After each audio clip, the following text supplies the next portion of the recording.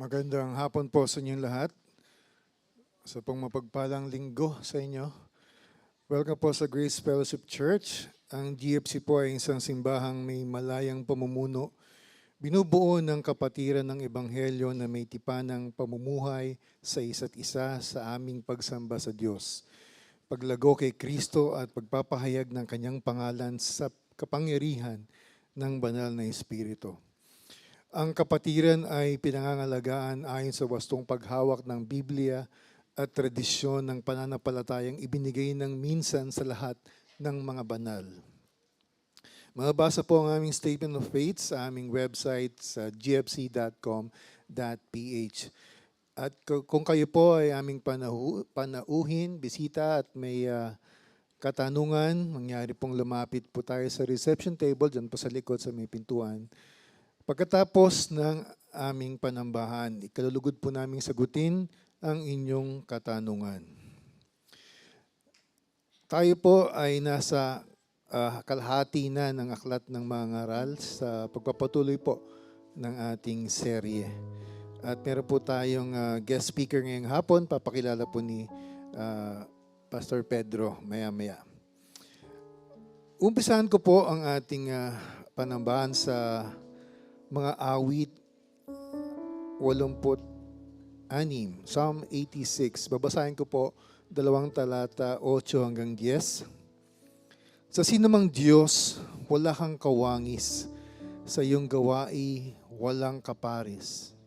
Ang lahat ng bansa na iyong nilalang lalapit sa iyo, magbibigay galang. Sila'y magpupuri sa iyong pangalan. Pagkat ikaw lamang ang Diyos na dakila, na anumang gawin ay kahanga-hanga. Ikaw lamang ang Diyos. Nanya ko po kayong tumayo at sama-sama po nating ihayag ang kadakilaan ng ating Diyos.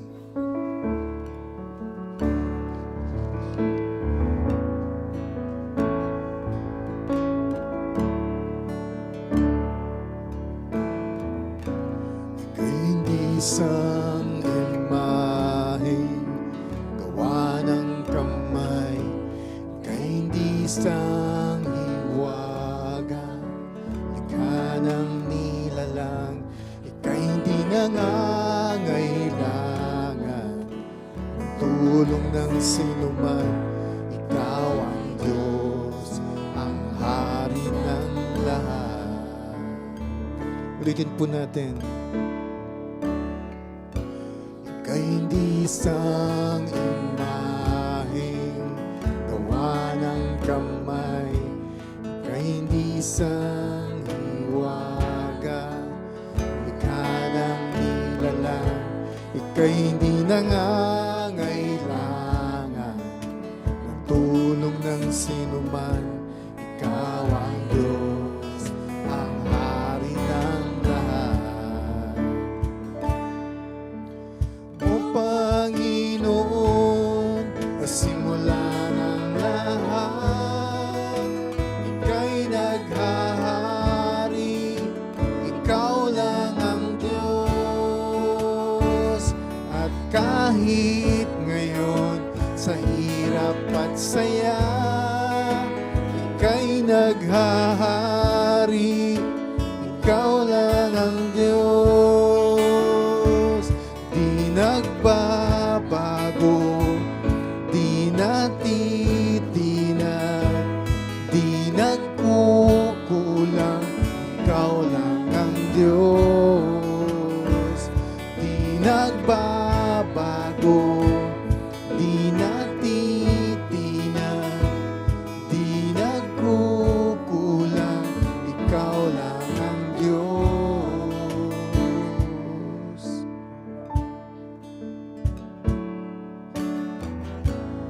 Ang iyong kapangyarihan, walang kapantay, luwalhati sa iyong pangalan, walang katapusan.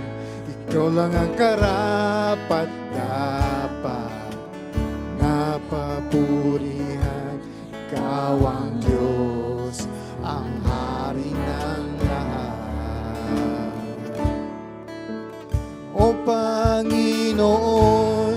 simula ng lahat. Ika'y naghahari, ikaw lang ang Diyos. At kahit ngayon sa hirap at saya, ika'y naghahari, ikaw lang ang Diyos. Di nagbabago, di natitinag, di nagkukulang, ikaw lang ang Diyos. Di nagbabago, di natitinag, di nagkukulang, ikaw lang ang Diyos.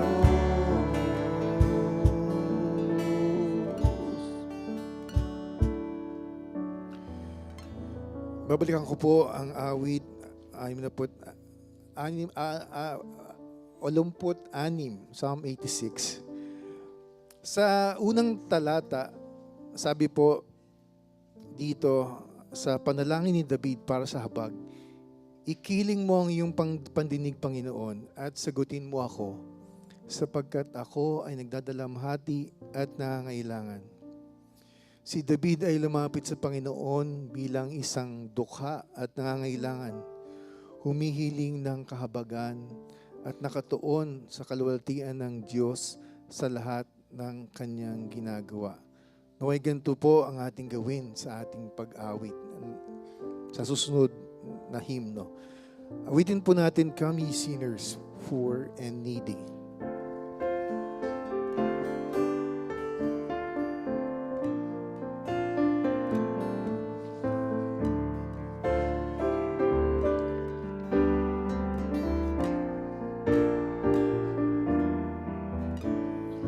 Come ye sinners, poor and needy, weak and wounded, sick and sore.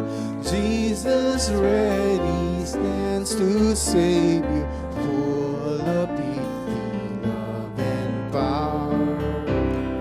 I will arise and go to Jesus. He will embrace me in His arms, in the arms of my dear Savior. Oh, there are 10,000 charms.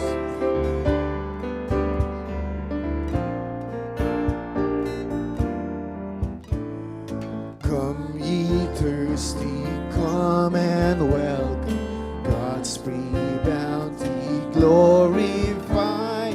True belief and true repentance, every grace that brings you down. I will arise and go to Jesus. He will embrace me in His arms, in the arms of my dear Savior. Oh, there are 10,000 charms.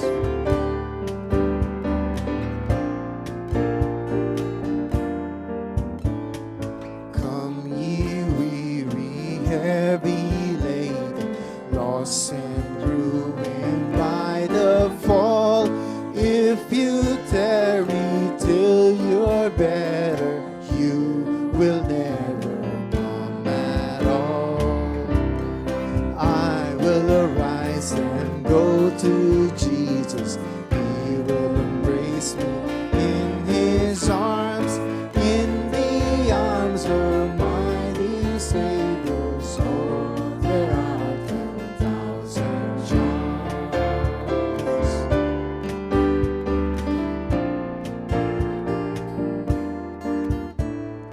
God incarnate, God ascended, bleeds for me of His blood. Venture on Him, venture holy, let no other trust in truth. I will arise and go to Jesus. He will embrace me in His arms, in the arms of my dear Savior. Oh, there are 10,000 thousand charms. In the arms of my dear Savior, oh, there are 10,000 charms.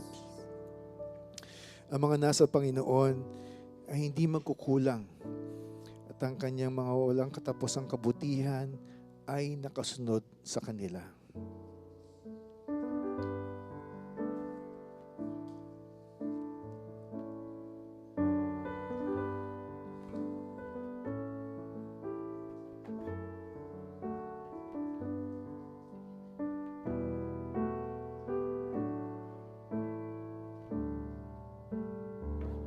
The Lord's my shepherd, I'll not want. He makes me lie in pastures green. He leads me by the still, still waters.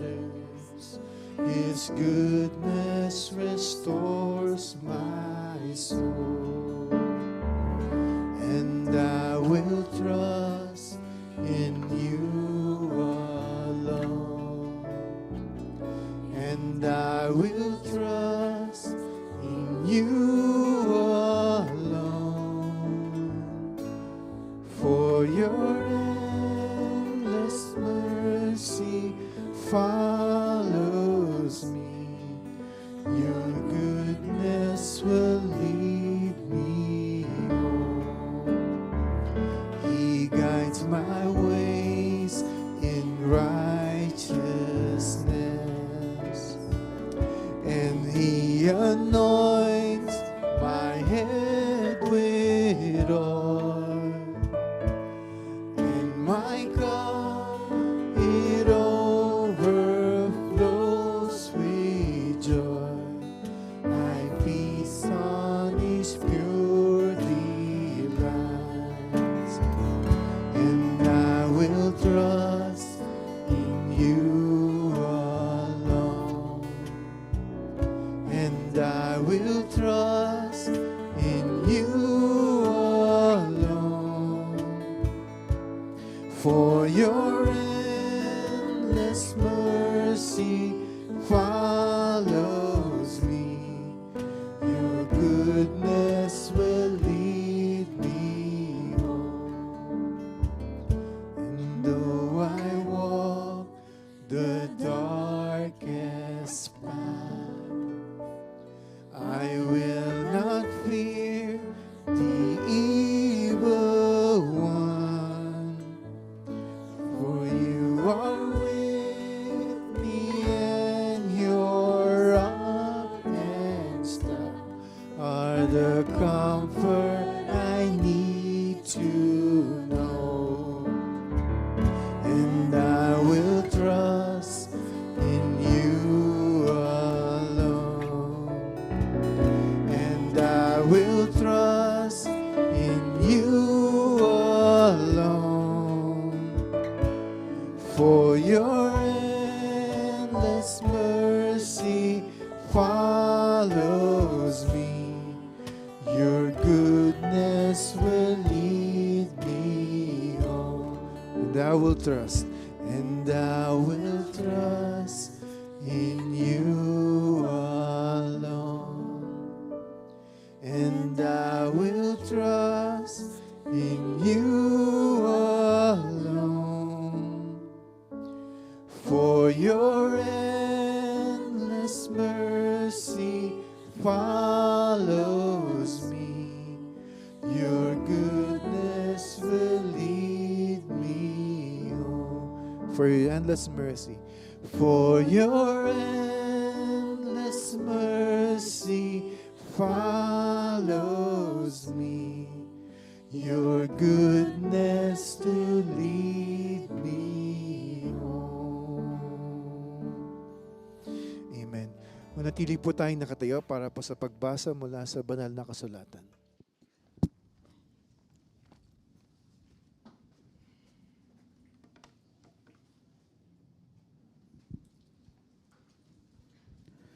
Juan Kapitulo 4, 7 hanggang 14.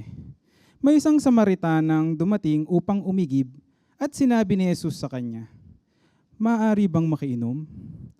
Wala noon ang kanyang mga alagad dahil sila'y bumibili ng pagkain sa bayan. Sinabi sa kanya ng babae, "Ikaw ay Hudyo at Samaritana naman ako. Bakit ka humihingi sa akin ng inumin?" Sinabi niya iyon sapagkat hindi nakikihalubilo ang mga Hudyo sa mga Samaritano. Sumagot si Jesus, "Kung alam mo lamang ang kaloob ng Diyos at kung sino itong humihingi sa iyo ng inumin, ikaw ang hihingi sa kanya at bibigyan kanya ng tubig na nagbibigay buhay." Nagsalita ang babae, "Ginoo, malalim ang balong ito at wala ka namang pansalok. Saan ka kukuha ng tubig na nagbibigay buhay? Ang balong ito ay pamana sa amin ng aming ninunong si Jacob. Dito siya uminom, gayon din ang kanyang mga anak at mga hayop. Higit ka pa ba sa kanya?" Sumagot si Jesus, "Ang bawat uminom ng tubig na ito'y muling mauuhaw. Ngunit ang sino mang uminom ng tubig na ibibigay ko sa kanya ay hindi na muling mauuhaw kailanman. Ang tubig na ibibigay ko ay magiging batis sa loob niya at patuloy na bubukal at magbibigay sa kanya ng buhay na walang hanggan." Juan Kapitulo 4, 7 hanggang 14. Maari na po tayong maupo para sa panalangin. Salamat, Kuya Paul. Magandang hapon po sa inyong lahat. Today po, meron po tayong guest speaker. At ako po ay magpapakilala sa kanya. Or ako magpapakilala sa kanya, magpapakilala sa kanya. Siya po ay isang kaibigan. Pwede ba magkwento kahit konti lang? Anyway. Nung 4 months ago, nasa Dubai ako. Nandun ako sa Dubai Mall dahil para sa trabaho, may laro yung San Miguel versus Ginebra at nanalo po kami. So masaya ako noon. Pero nung umaga nung laro, kasama ko yung isang taga Ginebra na PT nila, yung physical therapist. At gusto namin kasi sa dami ng nakita namin sa Dubai na napaka-materialistic yung lugar. Not saying bad things about Dubai, but sabi ko, kailangan natin humanap ng church para makapagsamba tayo sa Sunday morning at kahit wala tayo sa Manila. Naghanap po kami ng church. Sinabi ng ating resident theologian na si Joshua Ngan, sabi niya, "Tito, itong may church po dito. Ang pangalan ay Crossroads Church, Dubai." At tinignan ko po yung minessage ko yung Facebook page nila at sumagot si Erickson at sabi ni Erickson, "See you tomorrow." So nagpunta po ako doon, not expecting anything at nakita ko ay isang parang like-minded natin ang pastor nila. Ang pangalan niya si Alvin Litonhua. Of course, ano po siya ngayon, medyo nagagambala at hindi natin masisisi dahil sa mga nangyayaring gera sa Middle East. So, it is by God's grace, God's providence that He brought me there through my work, San Miguel. I walk into a church and I see a like-minded person that I already look up to. He's no longer a guest now, he's a friend because he preached to us this morning. Pakilala ko po sa inyo si Pastor Alvin Litonhua. Pagpatuloy mo na lang ang iyong pakilala sa amin. Salamat. Magandang hapon po sa inyong lahat. Gaya ng nabanggit ni kapatid na Pedro, kaibigan po siya, hindi lang siya kaibigan, mas malalim ang relasyon namin kaysa sa pagiging kaibigan, siya ay kapatiran sa Panginoon. At dito kami nagpupurit, nagpapasalamat. Ako po ang aking pamilya ay taga Dubai. Ang Dubai po ay bahagi ng Middle East sa United Arab Emirates. Tayo po ay misyonaryo po doon. At tayo po ay naglilingkod na ron for the past 13 years. Magpo-14 years na this month. So sa biyaya ng Panginoon, nakapagtayo tayo ng gawain doon. At kadalasan po ng pinaglilingkuran po natin doon, mga kababayan natin, mga OFW. So wala ko kaming ginagawang anything na extraordinary. Isang malaking kagalakan sa akin makita yung ginagawa nyo rito dahil kahawig halos ng ginagawa po namin doon. Katapatan sa salita, inaawit ang salita, pinapanalangin ang salita ng Diyos, pinangangaral ang salita ng Diyos. pinapanalangin ang salita ng Diyos. At ang encouragement ng bawat isa ay mula sa salita ng Diyos. At ito po ang nararanasan ko sa iglesia na ito. So, purihin ng Panginoon. Pasama na lang po sa panalangin dahil sa kasalukuyang pong sitwasyon sa US, Israel at Iran. Naapektuhan lahat ng mga kapitbahay na Middle Eastern countries at kasama po ang Dubai po doon. Simula pa nung madaling araw po nagsisimula ang mga bombahan na nilisa na ng pamilya po namin, yung tahanan namin dahil malapit po doon yung mga nag-i-intercept ng missiles. Yumayanig yung bahay. So sa biyaya ng Panginoon ay nakaligtas naman ang aking pamilya na kinancel na po. Dapat magtutuloy ang gawain kanina. Ngayon, actually, as I speak. Kaso po, anong nangyari? May panibagong mga set ng missiles sa dumating. Kaya minabuti na ng ating mga kapatiran, ating mga co-elder na i-cancel na yung public gathering. At magre-resolve na lang resolve sila sa online para sa oras ng Panginoon. So, alalahanin niyo po kami na mapagpatibay ang pananampalataya ng mga kapatiran, na maging mabuting witness po tayo ron, na makita na ang ating Diyos ay sa pamumuhay ng iglesia na ito ay may tunay na kasapatan at kapayapaan. So, sa oras na ito, may isang malaking pribileyo na makapangaral ng salita ng Diyos. Kung hindi, panalangin din po kayo ngayong umaga. Manalangin po tayo. Amang banal na tunay na makapangyarihan sa lahat, aming manlilika, ang aming tagapagligtas. Kami po ay nagpapasalamat sa kabutihan po ninyo ngayong araw na ito. Salamat at minulat mo kami ngayong umaga na ito ng may tahanan, may pagkain. Dinala niyo kami sa bahay pananambahan upang bigyan kayo ng papurit pasasalamat. Dalangin ko, Panginoon, ihanda mo ang puso ng bawat isa sa pagtanggap ng inyong salita. Kung ano man ang mga agam-agam, ang mga bagay, Panginoon, na inaalala ng bawat isa ay mailatag po sa inyong paan ngayong oras na ito. At maibigay ang atensyon sa pakikinig, pagbubulay-bulay ng inyong salita ngayong hapon na ito. Dinadalain ko po ang GFC, Panginoon, ay patuloy po niyong gamitin bilang daluyan po ng mabuting balita na marami po makakilala kay Kristo dahil sa ginawa niya sa krus. Alahin ko, Panginoon, ikaw po ang magligtas. Kung meron man na makakarinig ng Ebanghelyo mamaya, at ito ang inyong tinakdang panahon, iligtas niyo po sila. Sa mga kapatiran naman, Panginoon, na nakakaramdam ng panlalamig o marahil ay nasa kasagsagan ng kasalanan, bigyan niyo po sila ng kabigatan ng damdamin sa mga maling gawain na ito, na talikuran ito at patuloy humagtiwala sa inyo. Patuloy niyo gamitin itong iglesia na ito, Lord, upang mabigyan po kayo ng papurit, pasasalamat, at makita nawa, Panginoon, ng mga hindi mananampalataya kung gaano po na kasiya, gaano kasapat ang aming Diyos. At sila po ay magkaroon po ng puso na makilala kayo dahil sa aming pamumuhay.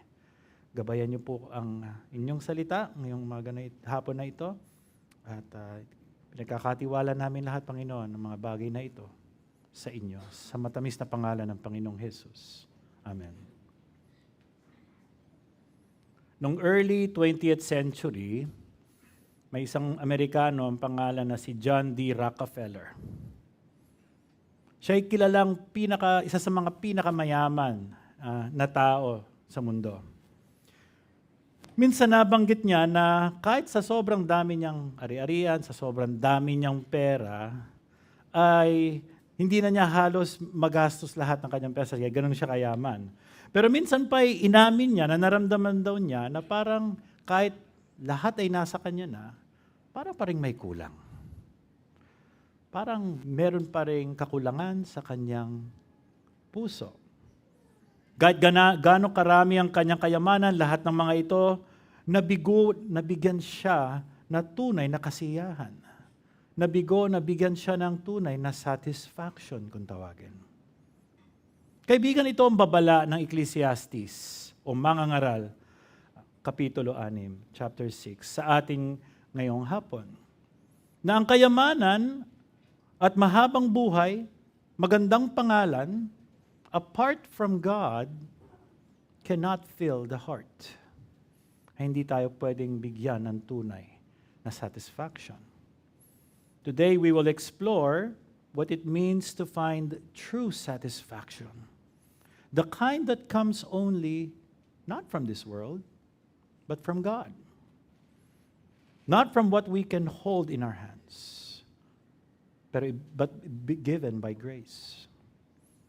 Sa pagpapatuloy ng GFC sa sermon series ng Book of Ecclesiastes, sinamahan ninyo si Solomon sa kanyang journey to search for the meaning of life dito sa tinatawag na under the sun. Sinubukan niyang hanapin ito sa trabaho, kaalaman, kaligayahan, at last week, kayamanan. At lahat ng ito ay napatunayan na walang kabuluhan. Ngayon hapon na ito, itutuloy po natin yung focus dito. Focus sa kayamanan at ang kawalang kabuluhan nito. We will be looking at chapter 6, though I will be referring several verses from last week, which is chapter 5, para makita po natin ang pinakapunto ng mangangaral sa passage na ito. So samahan niyo po ako, nabuksan niyo mga inyong Biblia, sa mangangaral, Kapitulo 6, talata 1 hanggang 12. Please stand.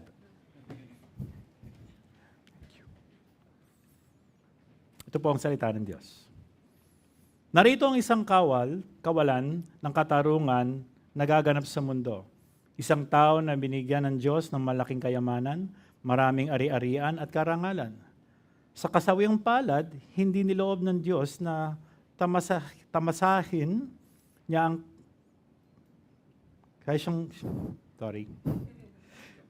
kasiyahang dulot ng mga bagay na ito.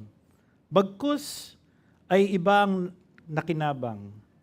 Ito man ay walang kabuluhan at nagdudulot lamang ng sama ng loob. Mabuti pang di hamak ang sanggol na ipinanganak na patay kaysa isang taong nagkaanak ng 1,000. 100 ba ito? 1,000? Alam ko 1,000 to eh. 1,000 sa English. 1,000. Conviction.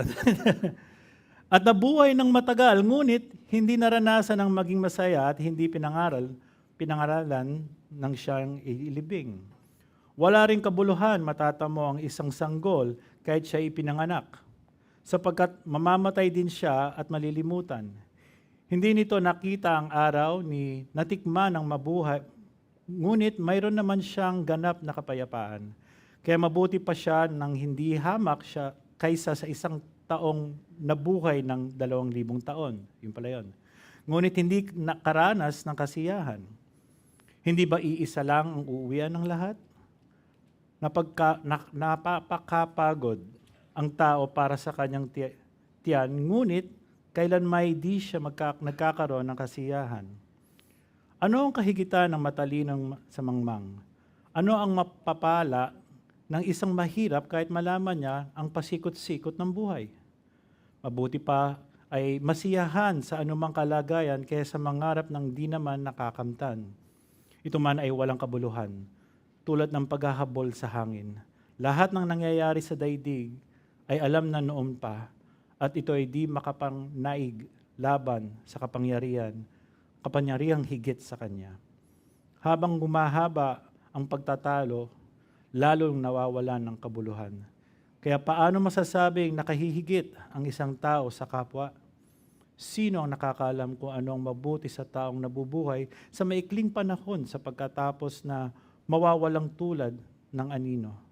Sino ang makakapagsabi kung ano ang mangyayari pagkamatay niya? Ito ang salita ng Diyos. Makakaupo na po kayo. Tayo po'y manalangin.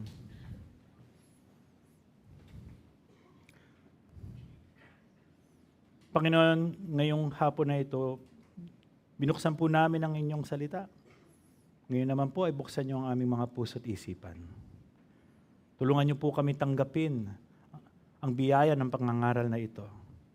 Dalangin ko, Panginoon, ang iyong biyaya rin na mabigyan mo kami ng atensyon, na maunawaan ang sinasabi ng mangangaral sa amin ngayong hapon na to.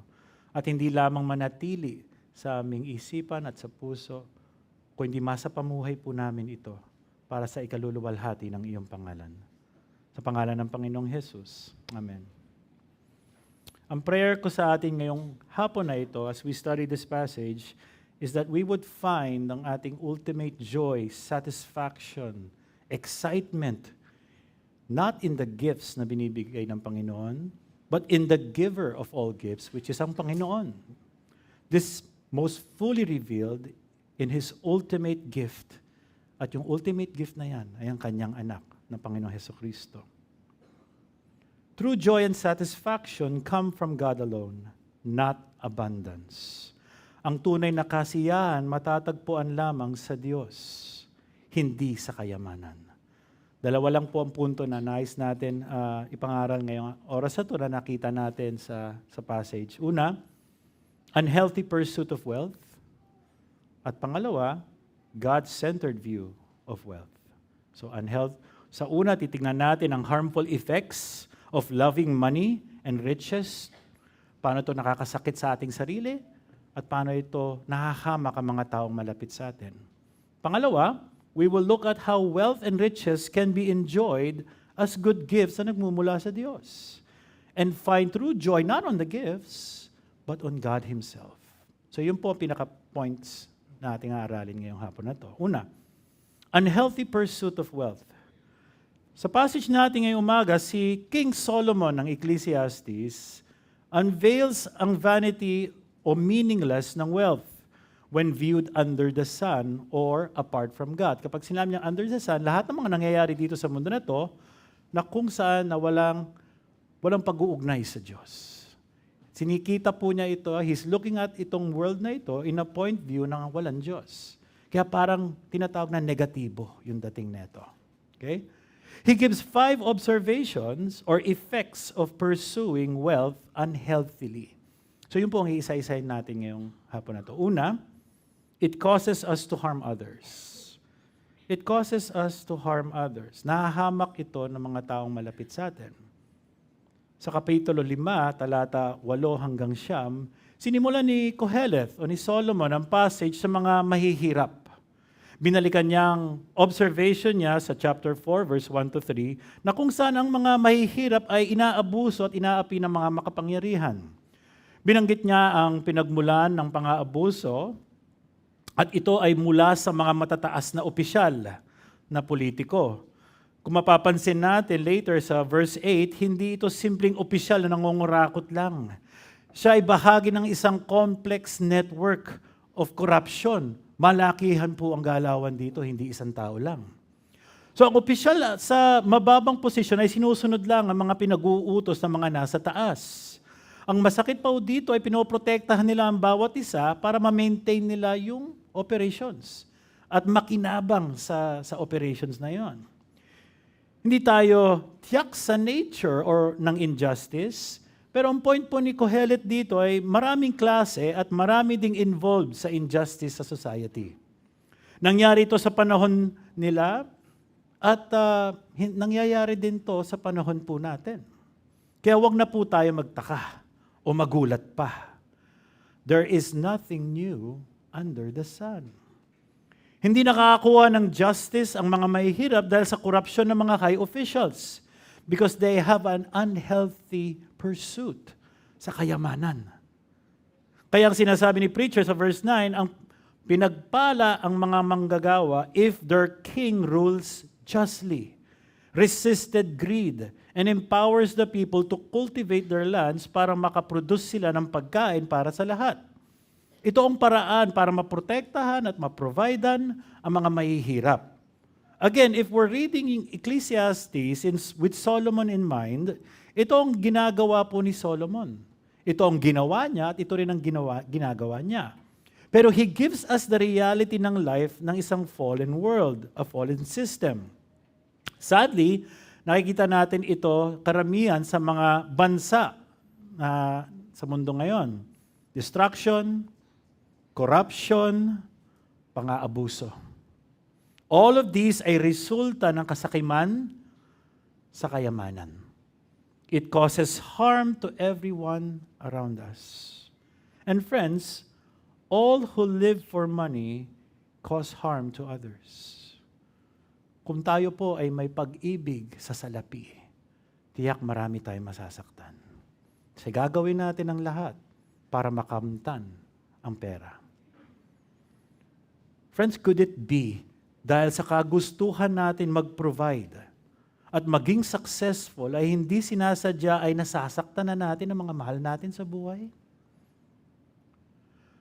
Sa nagpapatakbo ng negosyo or nasa katungkulan na may mga tao kayong minamanage, sa paghangad na magkaroon ng mataas na sales or mataas na increment, napapabayaan mo na ba ang kapakanan ng mga tao under sa leadership mo? Are you putting unnecessary pressure sa kanila? Is it straining your relationships sa bahay? Is it stealing time from your loved ones? Is it making you blind to the needs of God's people? Ang trabaho mo ba is stealing time that is supposedly devoted sa Panginoon? Masyado ka na naging busy? Wala ka ng oras? Ultimo manalangin at magbasa ng Biblia? O makamusta man lang ang mga mahal natin sa buhay na araw-araw natin nakikita? O kaya naman, sa kakahanap mo ng trabaho, sa kakahanap mo ng mataas na posisyon at sweldo, maaari na marami ka ng tinatanggihan na trabaho. At dahil sa kakapili mo, ay baka napapabayaan mo na ang pangangailangan ng iyong pamilya. Fathers and husbands, are you choosing overtime over spending time sa iyong pamilya? Or are your loved ones paying the price of your work? Are you winning your client's favor more than your child's heart? Are you making memories with your family or making more money at their expense? Sabi ng isang pastor sa podcast interview, ang pangalan niya si Brian Chappell, when you're starting a career scripturally, your family is not in competition with your job. Often we think, if I just sacrifice my family more, then I'll be able to do my job better. An unhealthy pursuit of money causes us to harm people around us. Sa una, hindi ho natin mapapansin. Ginagawa ko ito para sa kanila. I've counseled several OFWs po sa Dubai. Iniwan ng asawa, iniwan ng mga anak para maprovidean po sila. And dahil ho doon, dahil sa gusto niyang patuloy mag-provide, dahil sa gusto niyang mabigyan ng magaang at magandang buhay, hindi na nila kinikita ang kanilang pamilya, hindi na nila inuuwian, dahil lamang para ma-providean sila. At dahil po dito, dahan-dahan nawasak ang pamilya. At ang kanilang dahilan, ginagawa ko ito para sa pamilya ko. Maaari kaya rin ginagawa natin sa pamilya natin ang nagiging dahilan sa pagkawasak ng pamilya natin? Kapag tayo po ay nagkakaroon ng malalim na paghangad sa pera o kayamanan, masasaktan at masasaktan ang mga mahal natin sa buhay. Pangalawa, it leaves us dissatisfied. An unhealthy pursuit of wealth can lead us dissatisfied. Sinimula ni Kohelet ang pag-address ng issue of having more and more money pagdating sa national scale. Dito naman, he goes down sa heart level, medyo personal. Hindi lang public officials ang natitempt sa unhealthy pursuit of wealth o pera. Totoo din po ito sa ating lahat. Tingnan po natin sa talata 10 ng Kabanata 5. Ang gahaman sa salapi ay walang kasiyahan at ang sakim sa kayamanan ay hindi masisiyahan sa kaunting pakinabang. Ngunit ito man ay walang kabuluhan. Ayon sa isa sa mga founder ng Amerika na si Benjamin Franklin, ang sabi niya po dito, money never made a man happy yet, nor will it. There is nothing in its nature to produce happiness. The more a man has, the more he wants. Instead of filling a vacuum, it makes a vacuum. Ang taong namumuhay sa pera at material na possessions, o mga material na bagay, ay hindi kailanman makukontento sa mga ito. No money or earthly wealth can satisfy ang vacuum sa ating souls o sa ating puso. Gusto natin lagi mas marami. We always want more money, more properties, more cars, more dresses, more shoes, more watches, more collectibles, more toys, more video games, more consoles. Gusto natin yung mga malalaki, gusto natin yung latest, gusto natin yung mga rarest. Yan ang puso ng tao. So may tanong po ako sa inyo ngayong umaga. Sino rito may iPhone? Huwag niyo na itaas ang kamay. Pero tinanong ko rin, bakit gano'n? Sabihin na natin, may iPhone kayo. Di ba? Yan ang isa sa mga mamahalin na smartphone ngayon. So ang tanong ko rito, kayo ba ay may pagmamay-ari hanggang ngayon ng isang iPhone na tinatawag na first generation? O iPhone 1. Sino rito may iPhone 1? Malamang wala. Wala ho yan. Ito po yung pinakamainit na smartphone ng Apple noong 2007. Binago nila o revolutionize nila ang smartphone or ang cellphone during that time. Karamihan sa mga tao gusto magkaroon noon. Dito sa Pilipinas, iilan lang po ang mga tao nakakuha ng first generation. At kapag nakakitaan ka ng ganong iPhone, kasi yun ang kauna-unahan na may soft touch. Kasi nung panahon namin, mga kabataan, merong keypad ang cellphone namin. Na kahit nagdadrive kami, pinakikiramdaman lang namin ng keypad. Pero huwag niyong gagawin yun. Delikado yung nagdadrive. Pero nung panahon na yun, first time na all screen. Makakitaan ka ng isang tao na iPhone 1 nung panahon na yon, isa lang papasok sa isip mo, sosyal. Taga-alabang siguro. Konti lang ang nakabili nun, pero eventually, maraming na-produce sa bansa natin. Pero ang nakakapagtala lang sa iPhone, hindi na hinto sa 1 eh. iPhone 4, iPhone 5, iPhone 6, 17 ang pinakabago. Pero may parating ngayon 2018. iPhone 8, alam ko, nalagpasan pa nga yung 11. Hindi ko alam kung ba 10 tapos biglang iPhone 18. Yan. Magkakaroon ng towards the end of the year at ito ang kauna-unang Apple na smartphone na foldable. Now, nakuha ko lang to dahil nagkakaroon ng usap-usap ho online patungkol ho dito. Pero kahit sabi mo lumabas pa yung pinaka-latest na iPhone 18 na yan, hindi makokontento ang tao dyan. Aabangan nila yung 19. O yung mga FE o yung mga extra letters after nun na kung saan kulay lang ang nagkaiba. Pero sosyal. Di ba? So anong point natin dito? Totoo din po yan pagdating sa pera, sa kayamanan, totoo po yan sa puso ng tao. Gusto natin more. Kahit meron na tayo, iniisip pa din natin yung mga wala natin. Kaya pansin nyo, hindi natin nai-enjoy kung anong meron tayo. Kasi gusto natin yung wala tayo.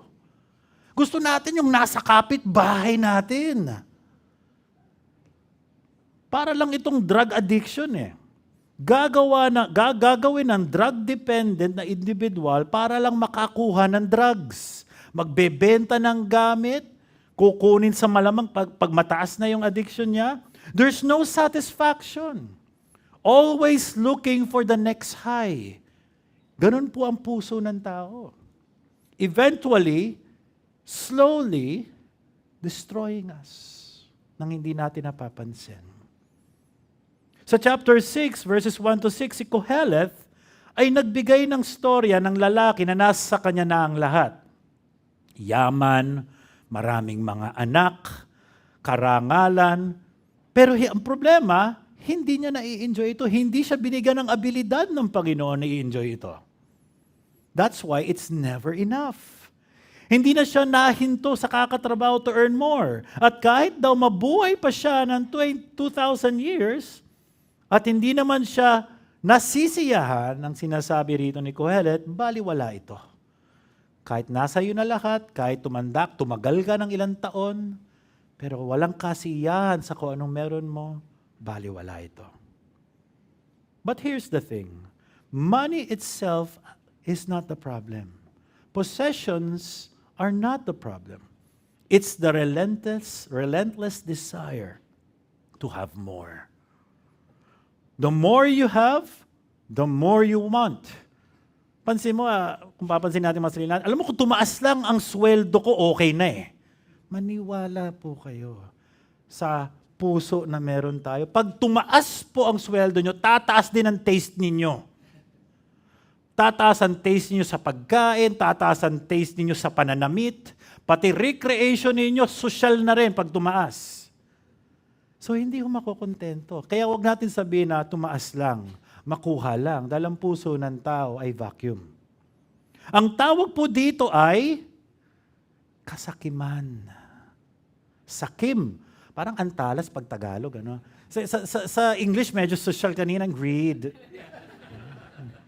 Alam mo, you're greedy. Kesa sa diretso, alam mo, sakim yan eh. Kasakiman yan. Yung ganyan ginagawa, kasakiman yan.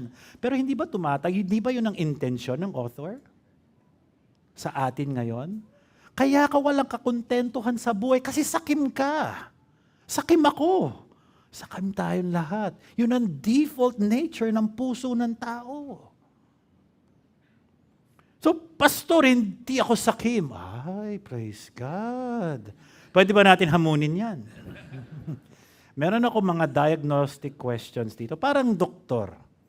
Na gusto natin, now, bawat tanong na bibitawan ko, wag nyo naman sikuhin yung katabi nyo. Amen ba, anak? Amen ba, anak? O honey, makinig ka. Ay, hindi nakakabuti sa pamilya yan. Ang gusto po, kaya nga diagnostic para sa sarili. Okay, game? So hamunin natin yan. Unang-una. Sorry, Englishin ko na. Para hindi ko mabutcher. Do you always want more?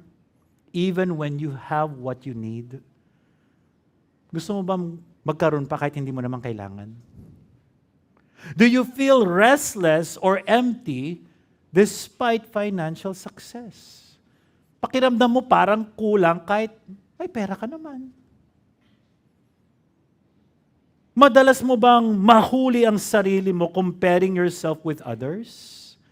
At nakakaramdam ng insecurity kapag mas marami yung kanya? O mas bago yung sa kanya? Mas magandang sa kanya? Mas maganda ang pagkakariband dun sa kasama mo? Kakapagupit mo lang. Nainggit ka kagad sa kapitbahay mo nagpariband. Nako-compromise mo na ba ang values at integrity mo just to gain more money or possessions?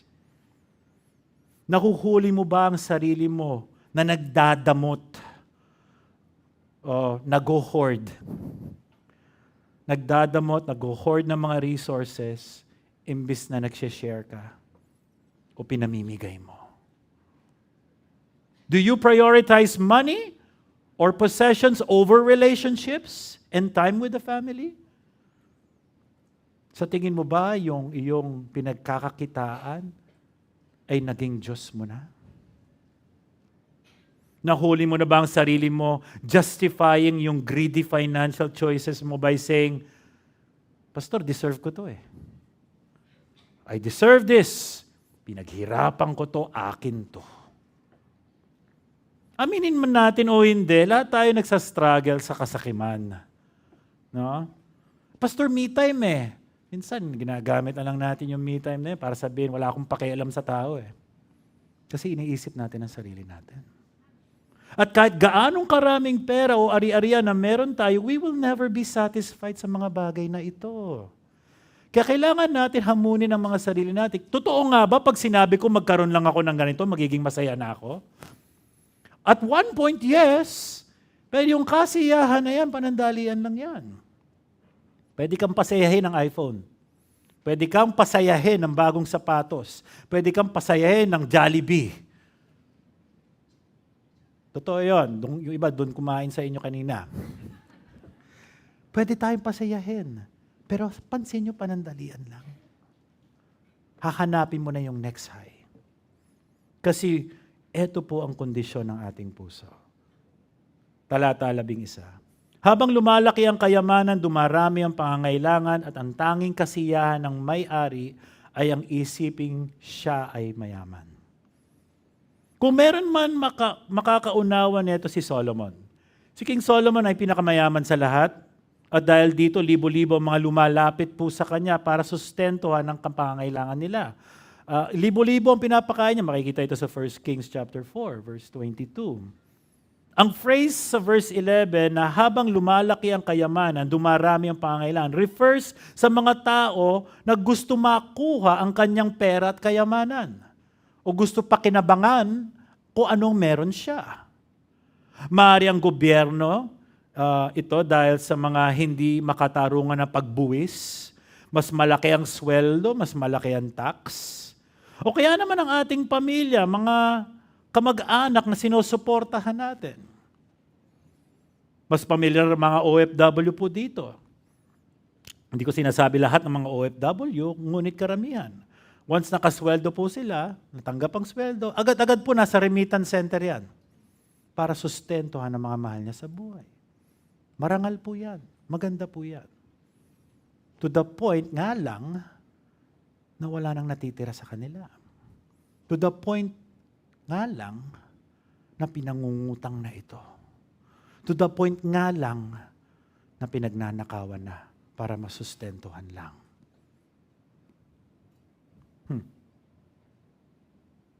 Ipinamalita sa Gulf News last September na may isang 47-year-old na OFW na nanalo sa Dubai Duty-Free Millennium Millionaire Draw. So, Pinoy, nanalo po sa raffle draw ng duty-free. At ang kanapalanunan niyang pera ay 3.67 million dirhams. Kita ko yung iba nagsa-cellphone na. Magkano? Huwag niyo nang gawin. Ito na. 57,700,000 pesos ang napalunan niya. Ganun karami. Tuwang-tuwa po siya. Sabi niya, magbabago talaga ang buhay namin dito. At tunay nga siguro magbabago ang buhay niya. Just imagine kung ilan ang mga kamag-anak niya, mga kaibigan, mga biglaang inaanak ang magre-reach out sa kanya. Dahil nga, may pangangailangan sila sa kanya. Mga dating hindi naman pinapansin, ngayon pinapansin. Hindi ba storya ito ng buhay natin? Kung ano meron tayo, biglang mga tao lalapit sa atin. Pag naging successful tayo sa buhay, nag-boom ang negosyo po natin, naging maganda ang katayuan natin sa trabaho, sumikat po tayo. All of a sudden, yung mga hindi namamansin sa'yo, bigla kang minessage. Meron nga running joke sa Dubai, kapag ang kamag-anak daw nag-message sa mga OFW, pag nakalagay musta, isa lang ang translation nun. May pera ba kayo? Musta, kasi wala naman musta pag hindi nila kailangan At marahil nararamdaman natin, yun ang tinuturo ni Koheleth dito. May mga tao na gusto yung pera natin.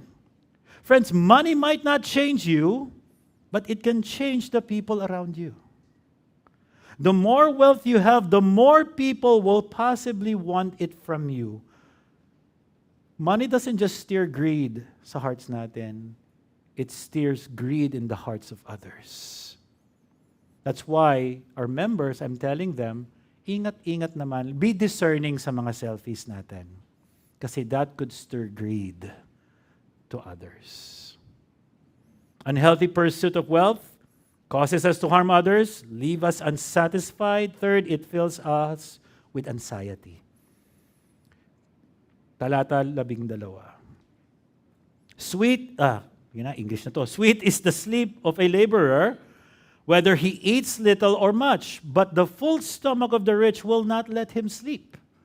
Si preacher nag-present ng contrast dito between the rich at saka yung full. Ang laborer na nagtatrabaho buong araw, sa taniman, pag uwi, nakakakain man siya o kaunti lang ang nakakain niya, maganda po ang tulog niya kasi nga na-enjoy niya yung kung ano meron siyang kaunti at pagod sa trabaho. Samantalang yung kontra sa yung mayaman na may unhealthy pursuit sa pera, hirap makatulog kasi lagi niya iniisip yung pera niya.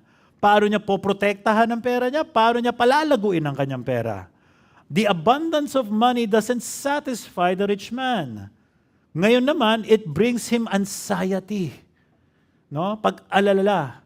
That causes him to lose sleep dahil sa stress at dahil dyan hindi natutunawan. Nagkakaroon siya ng mga acid reflux. No? Ang cause ng indigestion hindi natin alam dahil siguro afford niyang kahit anong pagkain na gusto niyang kainin, nagkaroon siya ng glutinous diet. Kain ng kain to the point na naiimpatyo, na hindi na halos makatulog. O maaari din siguro sa sobrang worried niya, lagi sa kanyang mga investments, sa kanyang kayamanan, nade-develop na po yung stress eating. Kung familiar po kayo, hindi naman nagugutom pero nasi-stress, kain na lang. Ice cream na lang. Kape na lang ng kape. Huwag natin idamay pala ang kape dito. Kain ng kain. Mamalinis tayo rito. O maaari siguro, sa sobrang worried niya, nagkakaroon na siya ng maraming nararamdaman sa pangangatawan. Maaring hindi lang indigestion yung kanyang nararamdaman dahil sa kulang sa tulog, sa sobrang taas ng kanyang stress levels, kung ano-ano ng sakit na nararamdaman niya sa pangangatawan. Maraming pera, maraming nararamdaman. Wealth doesn't just damage the body, friends. It can also endanger the soul. Friends, could it be that in God's wisdom and love, He provides us with just enough money, not more, not less, in order to guard our faith and to keep us humbly relying on God? Kaya sakto lang. Kabaligtaran ito ng prosperity gospel theology na nagtuturo na if ikaw ay kung may tunay kang pananampalataya, kung ikaw ay tunay na nagtitiwala sa Panginoong Hesukristo, kailangan mo magbigay ng malaki at babalik ito siksik, liglig, at umaapaw, magtanim ka lang ng binhi. Lalago yan. Gagaling yan. Gagaling. I think narinig na natin yung mga ganitong klaseng katuruan po. Delikado po yung mga ganitong klaseng katuruan. Kasi ang paniniwala nila, kung ako magbibigay ng maraming pera, babalik ito. Ito ang problema sa prosperity gospel preachers. They don't love Jesus. They love prosperity. Mga kapatid sa Panginoon, we follow Jesus not for what we can get from Jesus, but because He has already given us something better. He has given Himself. In Him, we have everything we truly need. Huwag natin gamitin si Jesus na parang genie in the lamp, na kung saan mananalangin na tayo para makuha lang natin lahat ng mga kagustuhan natin. Yes, there is a point that we must come to the Lord humbly, request our needs towards Him, but also humbly accept kung paano niya sasagutin ito, trusting in His sovereign providence. An unhealthy pursuit of wealth causes us to harm others, leave us unsatisfied, fills us with anxiety. Fourth, it leaves us in despair, for it never lasts. Hindi nagtatagal po. 13 to 14. Ito ang isang nakakalungkod na pangyayari na nakita ko sa mundong ito. Ang tao ay nag-iimpok para sa kinabukasan, ngunit nauubos din sa masamang paraan. Kaya wala rin siyang maiiwan sa kanyang sambahayan. Ang sinasabi ni preacher dito ay lahat ng pera, kayamanan na hino-hoard ng taong ito ay hindi nagtatagal. Wealth comes and wealth goes. Sandali lang po yan. I think madalas po natin biruin ang ating masarili. Wala pa yung sweldo, dadapo lang yan na parang ibon eh. Pagdating ng sweldo, sandali lang yan. Minsan nga, hindi na nga dumadapo eh. Auto-debit. Ganun kabilis po ang pera. Kaya isa ito sa dahilan why those who love money worry about their money. They know they can lose their money. Ang lahat ng ito ay temporary prosperity. It is here today and gone tomorrow. Sa storya na binigay ni Kohelet, a man lost his money sa mamasamang paraan.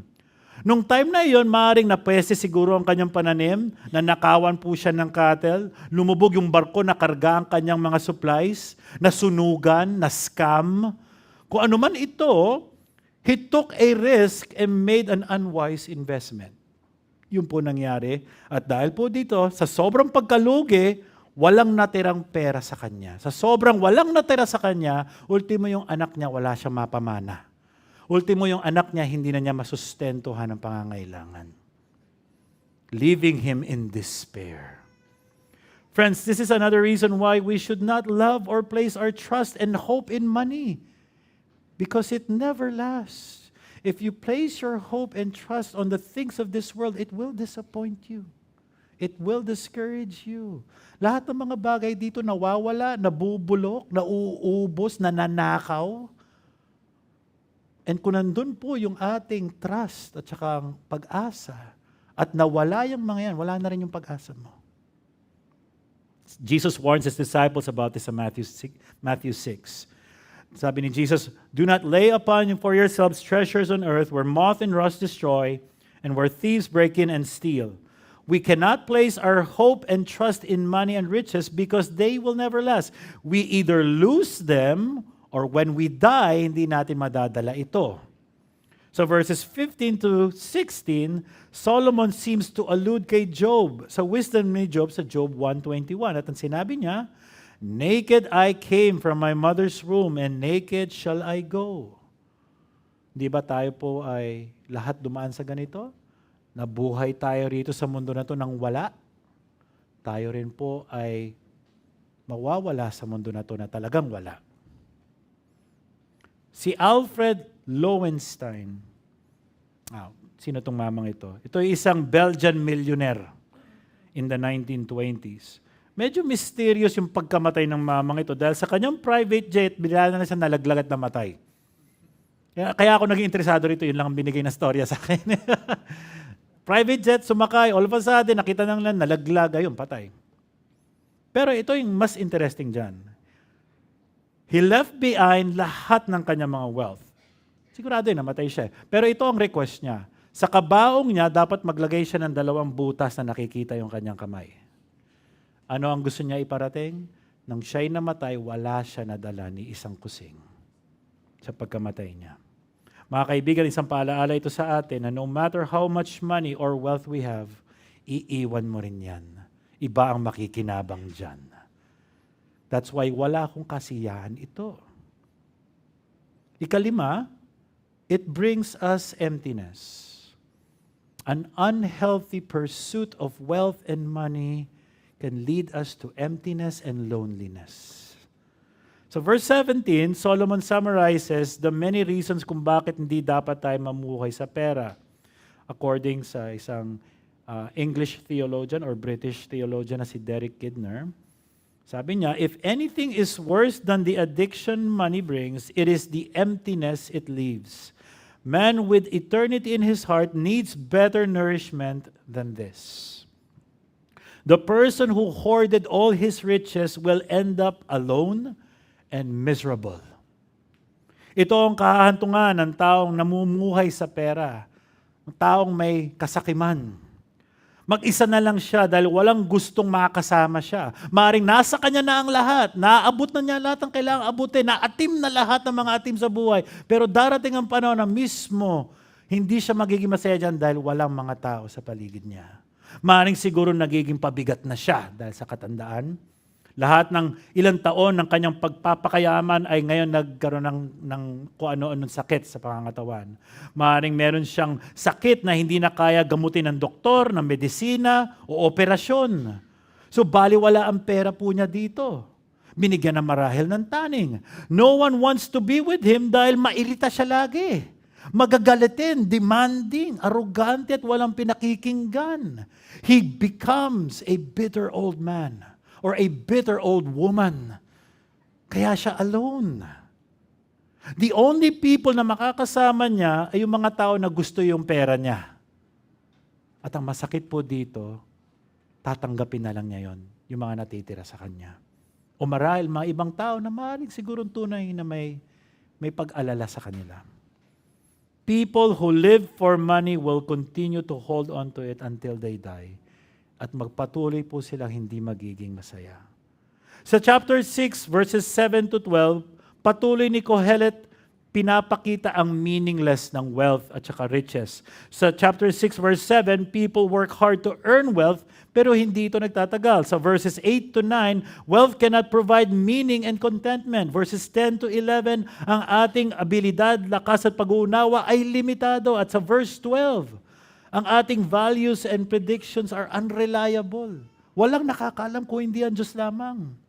In short, ang sinasabi ni preacher ay wealth is fleeting, it's elusive, unreliable, and ultimately unsatisfying. Kung tayo ay namumuhay para lang sa pera, then we will end up always discontent and unhappy. Kasi laging kulang, hindi sapat, umaaring pag nawala, devastating sa atin. Is there a way for us to use money na hindi hahantong sa kapalaran tulad ng bitter old man? Ang sagot po dyan, yes, meron. Sabi ni Paul po ito sa 1 Timothy 6:10. He describes it this way, "For the love of money is a root of all kinds of evil." Na-mention natin last week that we are created, na-mention sa mga past weeks probably, that man is created to worship God. Eternity in his heart, hindi ba? Worshiping God satisfies the soul. Pansin nyo ba yon? If you are worshiping the Lord, kung ano man ang pinagdadaanan nyo ay gumagaan. Kasi that's what you're made for. You're made not to worship the things of this world. You're made to worship God. So let me ask this again. Is there a way for us to use money na hindi hahantong sa kapalaran tulad ng bitter? Yes, which is yun yung last point natin. Number 2, God-centered view of wealth. 5:18 ng Ecclesiastes. Ito ang isang mabuting bagay na aking nakita. Nararapat lamang na kumain, uminom at pakinabangan ng isang tao ang bunga ng kanyang pinagpaguran sa mundong ito. Sa maikling panahon, ibinigay sa kanya ng Diyos, ito ang ating bahagi. Sabi ng ibang scholar, yung verses 18 to 20 ay contradicting daw sa previous verses, which I beg to disagree. Kasi si Kohelet is providing us a balanced, God-centered view kung paano gamitin ang pera. Nabanggit sa chapter 2, verse 24 to 26 na ang bunga ng mga pinagtrabahuan natin ay mga blessings na nagmumula sa Diyos at dapat i-enjoy. Pero kung mapapansin natin ang verses 8 to 17 ng chapter 5, when he talks about the vanity of wealth, he hardly mentions God. Pero pagdating natin sa verses 18 to 20 ng chapter 5, he repeatedly mentions God. Parang binalik niya ang argument sa chapter 2, verse 24 to 26. So anong sinasabi ni Kohelet dito? Here's what he's saying. Without God, our money, our riches, our wealth is meaningless. Kung walang Diyos, kung walang relasyon sa Diyos, lahat ng mga meron mo ngayon, hindi mo may enjoy yan. Laging kulang, laging hindi sapat. At mamumuhay kang miserable. Lahat ng mga taong lalapit sa iyo, ang tingin mo nandyan lang sila para sa pera mo. Ganun ka miserable. But when we know God, when we know the joy ng Panginoon, even money and material things can be a blessing sa atin. We can enjoy. Verse 19, ganun din ang dapat gawin ng lahat ng niloob ng Diyos na yumaman. Tanggapin ang kanilang bahagi at pakinabangan ang bunga ng kanyang pinagpaguran sapagkat ito ay kaloob ng Diyos. Kanina nagbigay siya ng listahan kung bakit pursuing wealth in an unhealthy manner is meaningless. Ngayon naman, ang sinasabi niya dito, yung wealth na ito ay binigay ng Panginoon para sa ating i-enjoy. Alam ko parang contradicting ang sinasabi po niya dito, no? Kasi kailangan nating pansinin kung saan nanggagaling yung power to enjoy. Hindi mo na-enjoy ba kasi wala kang power, ability to enjoy na kung anong meron ka. Kasi yung power to enjoy what you have comes from God. Kaya ultimo yung malalaking mga mamahaling bagay, hindi mo na-enjoy eh. Kahit yung mga maliliit na bagay na sapat lang sa'yo, hindi mo na-enjoy yan eh. Kasi you don't have the power to enjoy. You do not have a changed heart. Yun po ang kalagayan ng tao. Nagmula sa kanya ang mga ito, galing sa Diyos, kaya blessing dapat ang tawag natin dito. The ability to enjoy these blessings galing sa Panginoon. Ang ability to enjoy wealth, enjoy family, enjoy relationships, enjoy food, enjoy intimacy, all comes from God. Meron ka man access dito, meron ka man nabili na ganito, everything that galing sa Panginoon, and then He gives the ability to enjoy this. Tinuturuan tayo ng Diyos to depend on Him for our enjoyment rather than depending on the many gifts He has given us. Kasi God is the one, God is the source of joy. And if we worshiping the material things, if we're worshiping the created and not the Creator, talagang mararamdaman nyo na may kulang. Verse 20, sa gayon, hindi siya malulungkot kahit na maikli ang buhay niya sa daigdig, sapagkat puno naman siya ng kasiyahan. Yan ang puso ng isang taong may relasyon sa Diyos. Kahit kaunti, kahit sandali lang siya sa buhay na ito, may kaligayahan, may kasiyahan, may contentment dahil may relasyon sa Diyos. God alone gives true joy and contentment, not wealth. Kaya sabi sa 1 Timothy chapter 6 verse 17, ang mayayaman sa material na bagay ay utusan mong huwag magmataas at huwag umasa sa kayamanang lumilipas. Sa halip, umasa sila sa Diyos na masaganang nagbibigay ng lahat ng mga bagay para sa ating kasiyahan. Friends, money, wealth, and possessions are fleeting and often bring anxiety, envy, frustration when we trust and hope in them. True lasting joy and contentment come from having a relationship with Jesus Christ. 2 Corinthians 8 verse 9, for you know the grace of our Lord Jesus Christ, that though He was rich, yet for our sake He became poor, so that you by His poverty might become rich. 2 Corinthians 8:9 tells us that Jesus, who though rich as the eternal Son of God, became poor when He came to our world, when He took on flesh, He incarnated. He lived in utter reliance to God and His Word. He rejected all the worldly passions, worldly delights, ultimately died on the cross to take the punishment that you and I deserved. Through Jesus' death and resurrection, He conquered death, offers us eternal riches, forgiveness, peace. Yan ang riches na sinabangan dito, hindi material na bagay. Riches of peace, forgiveness, and lasting joy and satisfaction. Do you want this gift? A gift that will give you true satisfaction. If you do, mga kapatid sa Panginoon, I urge you, talikuran na natin yung mga Diyos-Diyosa natin.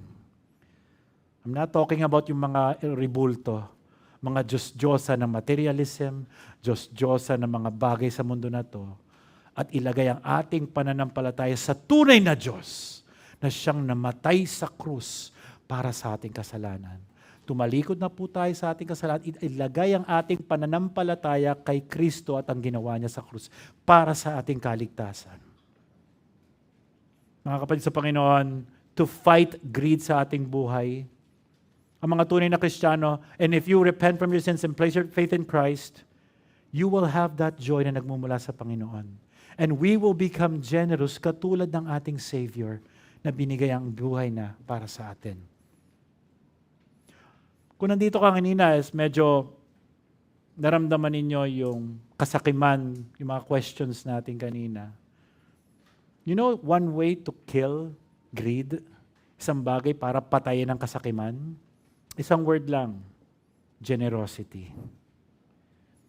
Because Christ gave, you give. Be generous sa mga kapatid na talagang nangangailangan ng tulong. Be generous sa giving, sa church. Get to know, give sacrificially, give cheerfully. 2 Corinthians 8 and 9. Pwede nyo i-meditate yun. Help yung mga nangangailangan ng tulong. Pastor, wala ako ganong pera. You know what? Maraming pwedeng tulong bukod sa salapi. Paano ko malalaman ang mga pangalan? Kilalanin nyo sila. Hindi ko alam ang pangalan. Kung hindi mo alam ang pangalan, paano mo malalaman? Tanungin mo ang pangalan. Kaya mamaya, walang magmamadaling umuwi.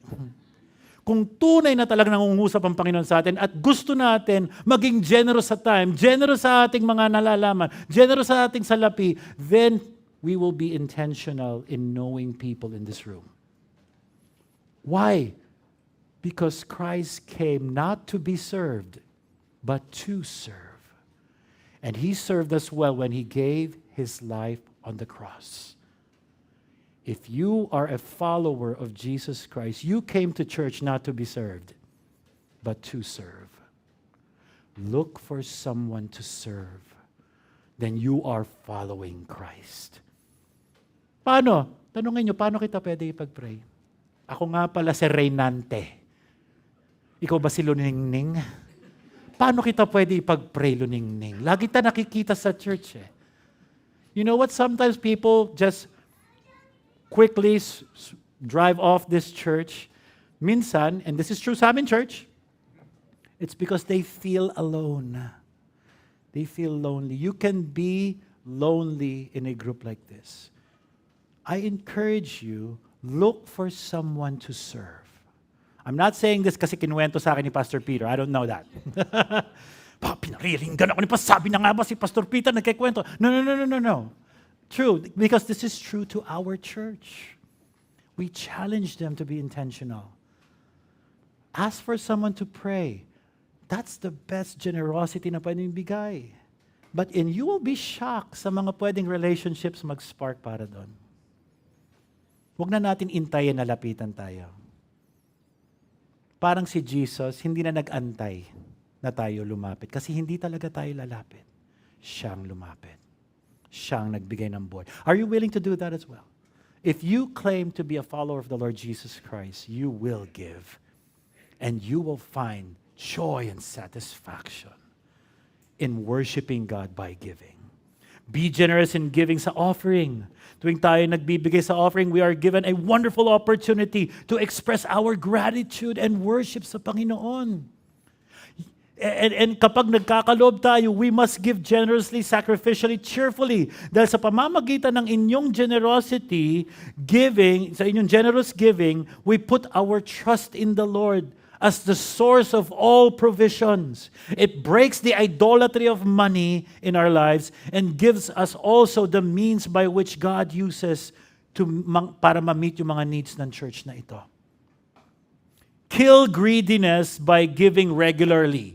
Kill greediness by giving joyfully, generously, sacrificially. We are saying, pag ginawa natin yun, we are saying our hope is not on money and material things, but in Christ alone, who provides what we need. And hindi lang yon, who provides the enjoyment pag binigay niya. Your money really is not your money.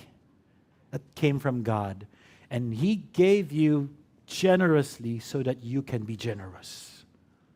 He provides kung anong pwede mo ibigay. Test the Lord in that.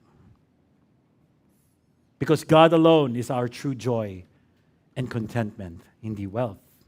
As we conclude, mga kapatid sa Panginoon, let us be reminded na huwag tumingin sa pera para magbigay ng kasiyahan sa atin. It will fail us, it will disappoint us, it will dishearten us. Instead, we are called to look at the cross of Christ, where Jesus gave His life for all of us. To cling to Christ and discover our true and lasting satisfaction ay siya. So again, before I close, start praying for someone to serve. Now, I don't want to apply peer pressure dito. I don't want to violate your conscience, but meditate on this truth. This is hindi forceful. This is an encouragement. This is an exhortation. We want this to be a growing culture. Kasi true joy and satisfaction come from God alone, not abundance. Let's pray. Father, we marvel when we consider the infinite riches that were Christ from eternity past at your right hand. Maraming salamat, Panginoon, na Lord, pwede nyo naman kaming pabayaan na lang to suffer and die sa aming mga kasalanan. But we praise your name for you did not treat us as our sins deserved. Thank you, Jesus, for taking our sins and taking the full, undiluted wrath of God in our place. Died, and on the third day has risen from the grave. Thank you for giving us such glorious hope. And now, Lord, as we receive that hope that we have in Christ, as we give, nalain ko, Panginoon, na magkaroon po kami ng katuwaan sa gagawin namin, knowing ang buhay namin ay hindi na sa amin. Ito na po ay pinamumuhay para sa ikaluluwalhati ng pangalan mo. Sa pangalan ng Panginoong Jesus, Amen.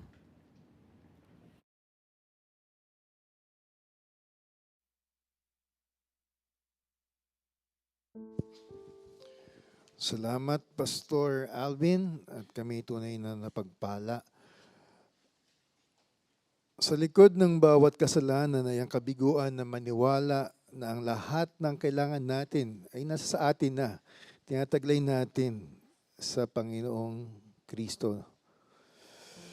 Inaanyakan po kayong tumayo para sa ating huling awitin. Nawa maging panalangin po natin ito na ang pagkakilala sa Panginoong Hesus ang pinakamahalagang bagay sa atin. Knowing Jesus.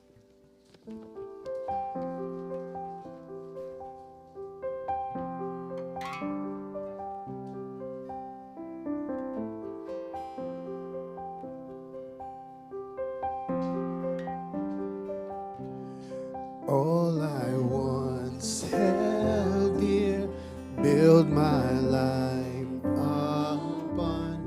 All this world reveres and wants to own. All I once thought gain, I have counted loss, spent and worthless now, compared to this, knowing you, Jesus, knowing you, there is no greater thing. You're my all, you're the best, you're my joy, my righteousness. And I love you, Lord.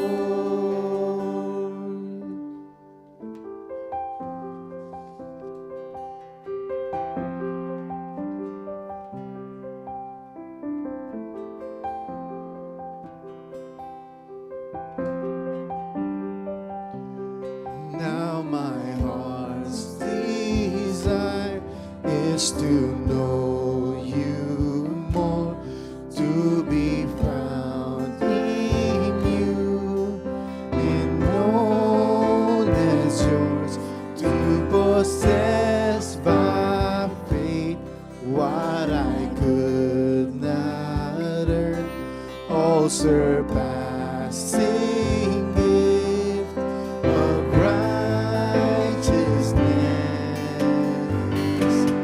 Knowing you, Jesus, knowing you, there is no greater thing.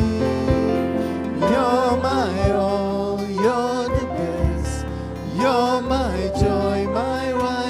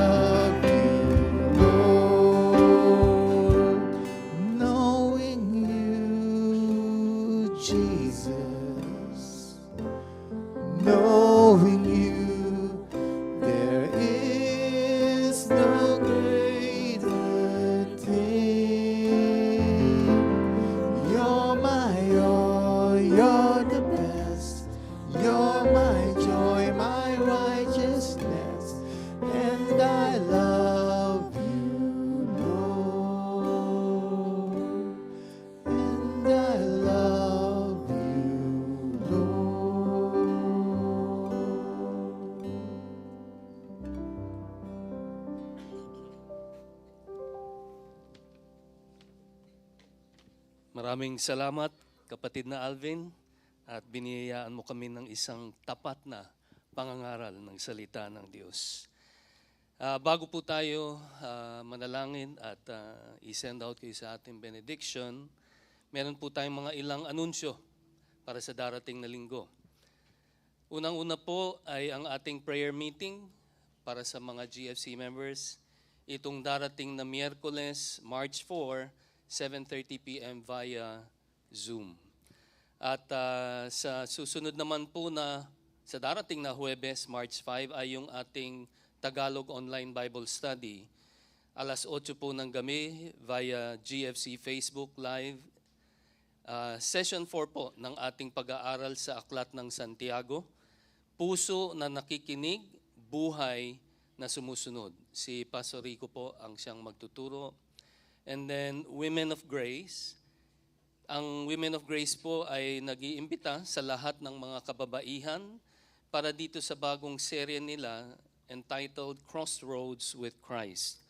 Ito po ay nanggagaling dun sa aklat na Saints and Scoundrels in the Story of Jesus by Nancy Guthrie. No, session 1 pa lang po itong darating na Sabado, March 7. No, yung session 1 daw ay familiar with Jesus or following Jesus. March 7, alas 9 po ng umaga dito sa GFC Center. Again, this is open to all women, so please invite your family and friends. And then, sa Sabado po, ulit, March 7, sa alas 3 naman ng hapon, yung ating youth meeting. At pagpapatuloy po dito sa kanilang pag-aaral tungkol sa mga awit or psalms, the soundtrack of the soul. So invite your youth family and friends. And lastly, yung ating darating na ika-11 anibersaryo, no? So mark this on your calendar sa darating na March 15, alas 10 ng umaga, at ito po ay gagawin natin hindi dito, kundi doon sa 3rd floor sa Madison's Events Place. Okay, tandaan nyo yan. Hindi tayo rito, doon tayo sa Madison's Events Place. March 15, at ito po ay pot bless. Okay? So, it is highly encouraged, no, for everyone, kung kaya lang, no, na magdala po ng pagkain at let's share a meal together as a family. Okay? So, manalangin po tayo. Panginoong Diyos na makapangyarihan sa lahat, tunay nga na kayo ay dakila at tapat. Salamat, Panginoon, at biniyayaan niyo kami ng isang napakagandang pangangaral ng inyong salita sa pamamagitan ng aming kapatid na si Pastor Alvin Litonhua. Lord, ang panalangin po namin para sa kanya, unang-una sa lahat ay protection, lalong-lalo na at biyabiyahe pa siya papuntang Pampanga sa hapong ito upang mag-preach doon sa isa pang iglesia. Proteksyonan niyo po siya sa kanyang biyahe, patuloy niyo siyang bigyan ng kalakasan upang maipangaral niyang muli ang inyong salita ng may katapatan at buong katotohanan. At Panginoon, hindi lamang sa kanya, kundi ang kanyang buong pamilya at pati na rin ang kanyang iglesia na naroon ngayon sa Dubai, na alam po namin na may kaguluhan na nangyayari doon, na may giyera.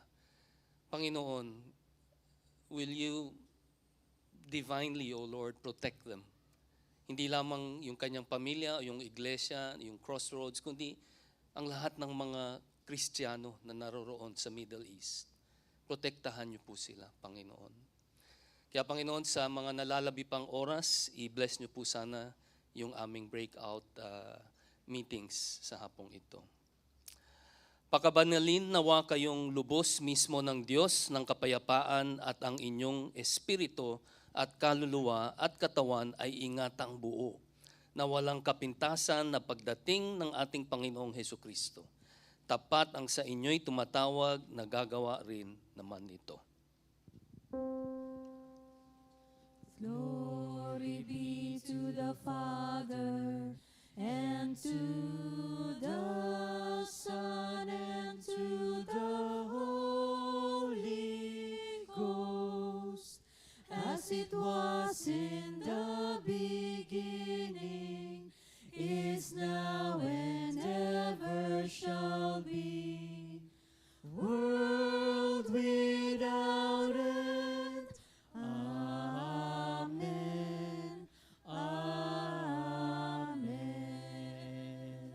Have a blessed day, everyone.